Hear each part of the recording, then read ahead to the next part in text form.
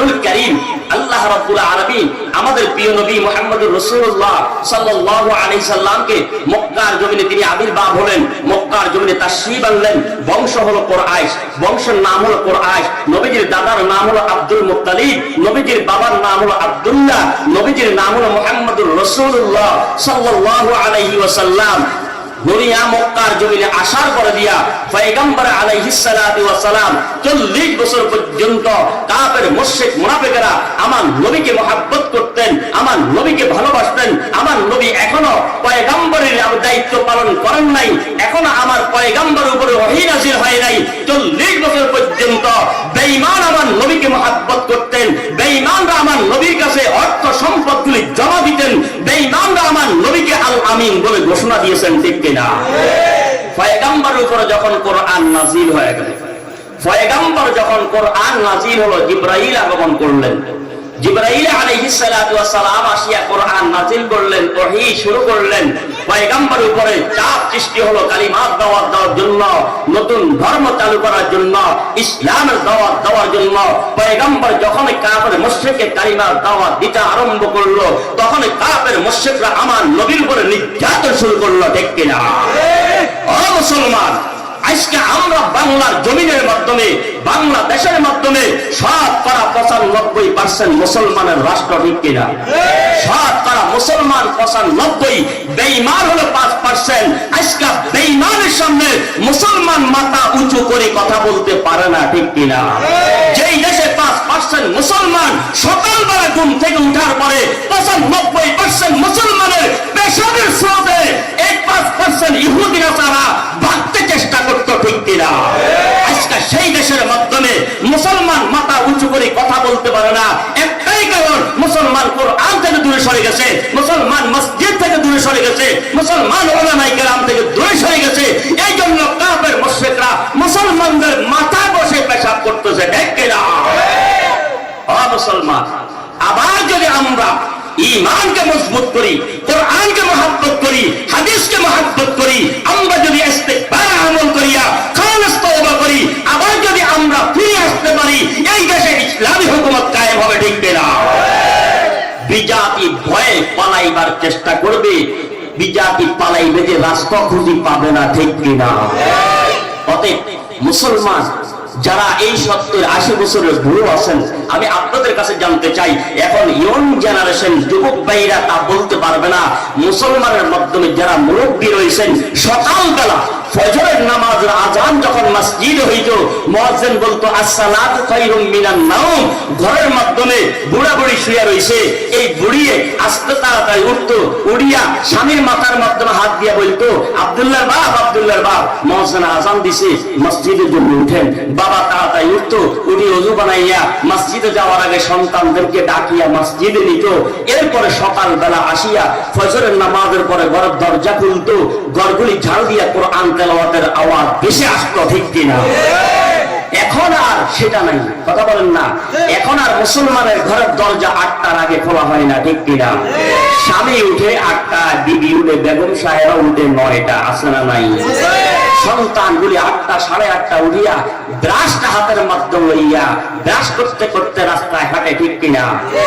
আর মহিলা ঘর থেকে বাহির হইয়া কোন রকম দাঁতটা ব্রাশ করিয়া ঘরে ঢুকিয়া টিভির ভলিউম চালাইয়া দেখে আজকে কোন মাত্র করে নাচ গান উলঙ্গ অবস্থা আসবে। বলি নাউযুবিল্লাহ। কোরআনের আওয়াজ নাই, মুসলমানের ঘর থেকে কোরআন দূরে সরে গেছে, কোরআন স্টিলে আলমারির উপরে পড়ে আছে, কোরআন ঘরের মাধ্যমে তাকে পড়ে আছে, কোরআনের গিলাফের উপরের মাধ্যমে বালু পড়িয়া ওস হয়ে রয়েছে 1 ইঞ্চি। অথচ কোরআনের গিলাফের ধোয়ার জন্য কখনো বলে না। মুসলমানের সন্তান বিবিকে বলে, ও বিবি, এতনির ঘরের পেতনি, টিভির পর্দাটা দেখছো কেমন ময়লা হয়ে গেছে সপ্তাহ পর সপ্তাহ, এটা যদি না দিয়ে পরিষ্কার করো, বন্ধু বান্ধব আসলে দেখলে কি বলবে? এটা সপ্তাহ পর সপ্তাহ ধোয়া। কোরআনের গিলাফ বছরে বছর যোগের পর যোগ পড়ে আছে, কোরআনের গিলাফে তার চোখের নজর পড়ে না। ঠিক কিনা? এই দেশে শান্তি আসবে কোত্থেকে? এই ঘরে রহমতের ফেরেশতা ঢুকবে কোত্থেকে? যেই ঘরের মাধ্যমে সারাদিন পর্যন্ত গুনাহ গুনাহ। এই জন্য দেখবেন ঘরের ভিতরে বাপ বেটার মাধ্যমে কিলাকিলি, মা মেয়ের মাধ্যমে ঝগড়া লেগে থাকে। ঠিক কিনা? কথা বলে। কারণ কি? কারণ একটাই, খুঁজে তালাশ করো না কেন? কোরআন থেকে দূরে সরে গেছি। কোরআন থেকে দূরে যতক্ষণ পর্যন্ত থাকবো ততক্ষণ পর্যন্ত মুসলমান বেঈমানের লাঠি ছাড়া আর কিছুই পাবে না, ঠিক কিনা? মুসলমানের সন্তান, কোরআনুল কারীম আসমানী কিতাব। এই কিতাবের মাধ্যমে 114 সূরা, এই কোরআনের মাধ্যমে 30টা পারা, এই কোরআনের মাধ্যমে 6666 আয়াতে কারীমা। আল্লাহ রাব্বুল আলামিন কোরআনুল কারীম নাযিল করেছেন মক্কায়, শেষ করেছেন মদিনায়। আমার আপনার পয়গম্বর বিশ্বনবী মুহাম্মদুর রাসূলুল্লাহ সাল্লাল্লাহু আলাইহি ওয়াসাল্লাম মক্কার জমিনে 63 বছরের মাধ্যমে মক্কার জমিনে 53 বছর কাটাইলেন।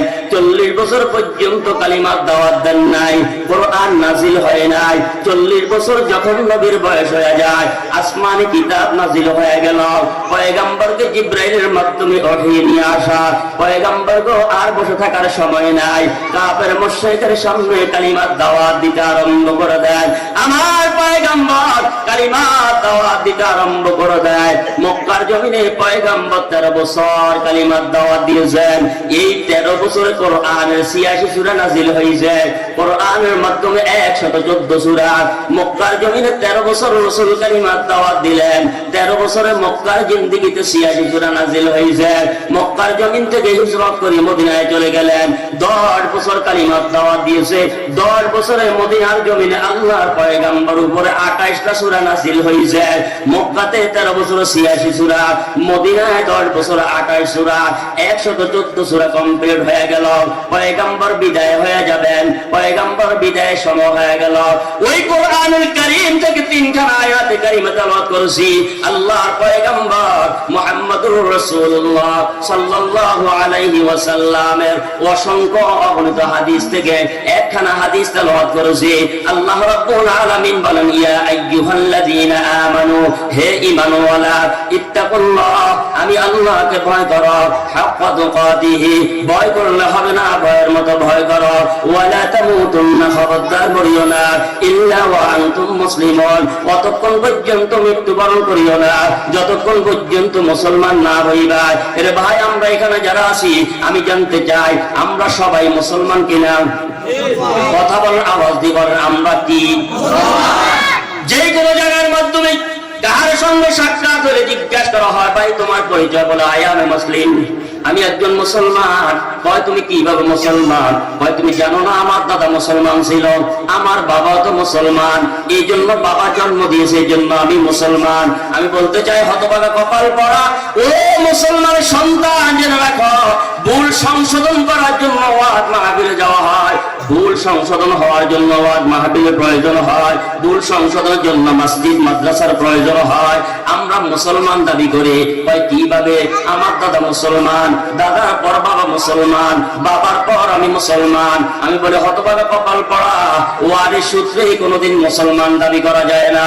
ওয়ারিস সূত্রে বাবার ইন্তেকালের পরে সম্পদের ভাগ করা যায়, ওয়ারিস সূত্রে সম্পদগুলি সম্পদের মালিক হওয়া যায়। বাবার সম্পদ ছিল একখানি, ভাগে 4 জন, 4 জনের 4 জনে 4 ভাগ করে নিবে।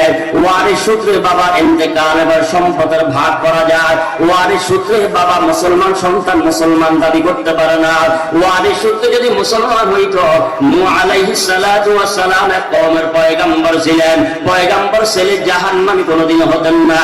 লূত আলাইহিস সালাতু ওয়াস সালামের বিবি জাহান্নামী হতেন না, নবীর বেটা হইয়া জাহান্নামী হয়ে গেল। আবার মুসলমানদের জাতির পিতা ইব্রাহিম খলিলের বাবা হলো টাটকা কাফের, নমরুদের রুজুর ছিল, টাটকা কাফের সন্তান হইয়া আল্লাহ তাআলা তাকে খলিল উপাধি দিলেন, মুসলমানদের জাতির পিতা খেতাব দিলেন। তার কারণ কি? কাফের সন্তান হইয়া পয়গম্বর হয়ে গেল, পয়গম্বরের বেটা হইয়া জাহান্নামী হয়ে গেল। এইখানে বুঝতে পারি ওয়ারিস সূত্রে মুসলমান হওয়া যায় না, ওয়ারিস সূত্রে সম্পদের মালিক হওয়া যায়, ওয়ারিস সূত্রে মুসলমান হওয়া যায় না। বাবা মুসলমান বলে সন্তান মুসলমান দাবি করা যায় না। আবার কালিমা পড়ছি তা তো মুসলমান দাবি করা যায় না। কালিমা হিন্দু বৌদ্ধরা 5 কালিমা অর্থ সহকারে বলতে পারে, কিন্তু ওরা কিন্তু মুসলমান না। মুসলমানের সন্তানকে যদি জিজ্ঞাসা করা হয়, এইখানে যে শত শত মানুষ আছে বাবা, এইখানে যদি জিজ্ঞাসা করি, মুসলমান ভাই একটা কালিমা তুমি বলো, 5 কালিমার প্রয়োজন নাই। আমার মন সাক্ষী দেয়, এখানে যারা আছে শতকরা 80% মুসলমানের সন্তান একটা কালিমা 5 ডিভিশনে লেটার লইয়া ফেল করবে, ঠিক কিনা? ও মুসলমানের সন্তান, কালিমা মুখে স্বীকার করলে মুসলমান হওয়া যায় না। মুসলমান হওয়া শর্ত হলো মুখে স্বীকার করব লা ইলাহা ইল্লাল্লাহু মুহাম্মাদুর রাসূলুল্লাহ। এই কালিমা মুখে স্বীকার করব লা ইলাহা ইল্লাল্লাহ, আল্লাহ ছাড়া কোনো মাবুদ নাই, আল্লাহ ছাড়া কোনো উপাস্য নাই, মুহাম্মাদুর রাসূলুল্লাহ আল্লাহর প্রেরিত পয়গম্বর রাসূল।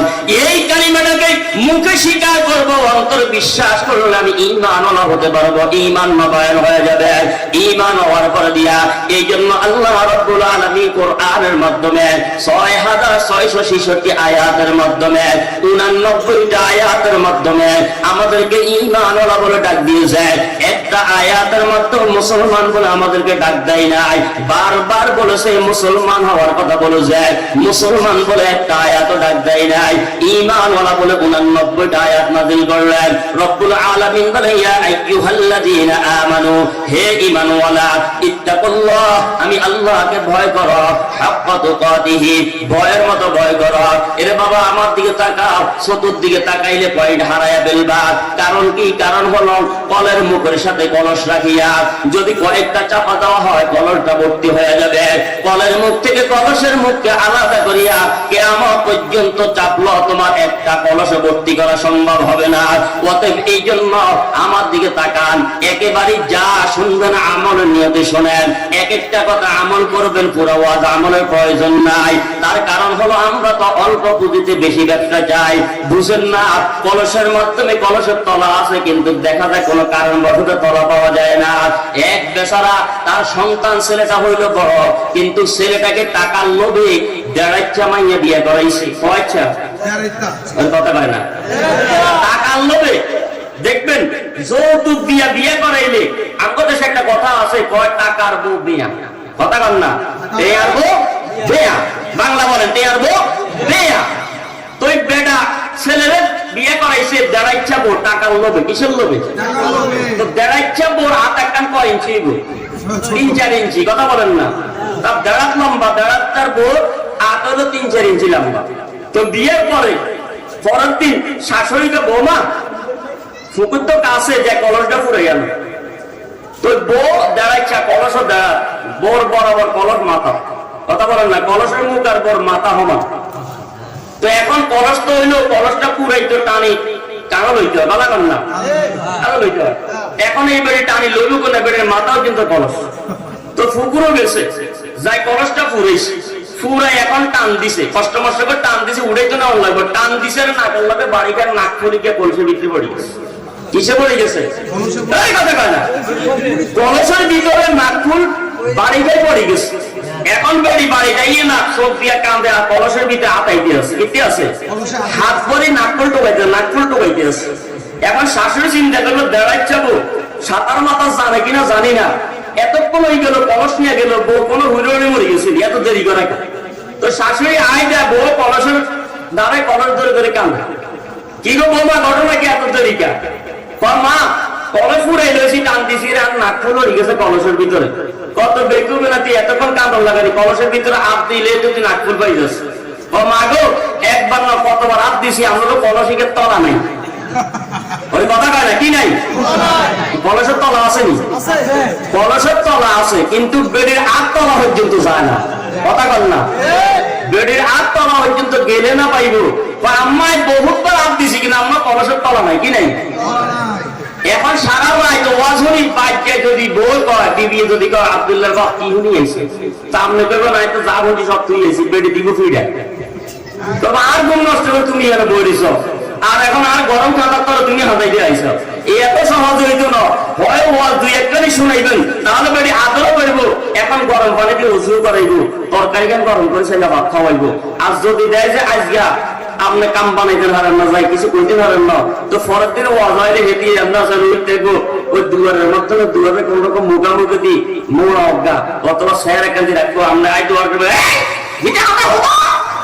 কথা কর না, তাহলে ওয়াজ কিছু পারেন নিবেন তো ইনশাআল্লাহ।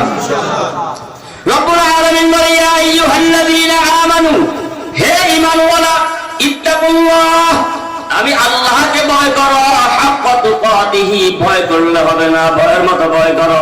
এর বাবা এই আয়াতের মাধ্যমে দুইটা শব্দ আল্লাহ পাক ব্যবহার করেছেন, একটা হলো ইত্তাকুল্লাহ, আর একটা হলো হাক্কা তুকাতি। ইত্তাকুল্লাহ ভয় করো, হাক্কা তুকাতিহি ভয়ের মতো ভয় করো। প্রশ্ন আসতে পারে হুজুর, একটা হলো ভয় আর একটা হলো ভয়ের মতো ভয়, এই দুইটা শব্দ কেন আল্লাহ তাআলা ব্যবহার করলেন? ইত্তাকুল্লাহ হলো ভয়। সমস্ত মসজিদের ইমাম সাহেবরা জাহান্নাম আছে, জাহান্নামের বয়ান করে, মাদ্রাসা জাহান্নামের বয়ান করা হয়, সব মানুষের জাহান্নামের বয়ান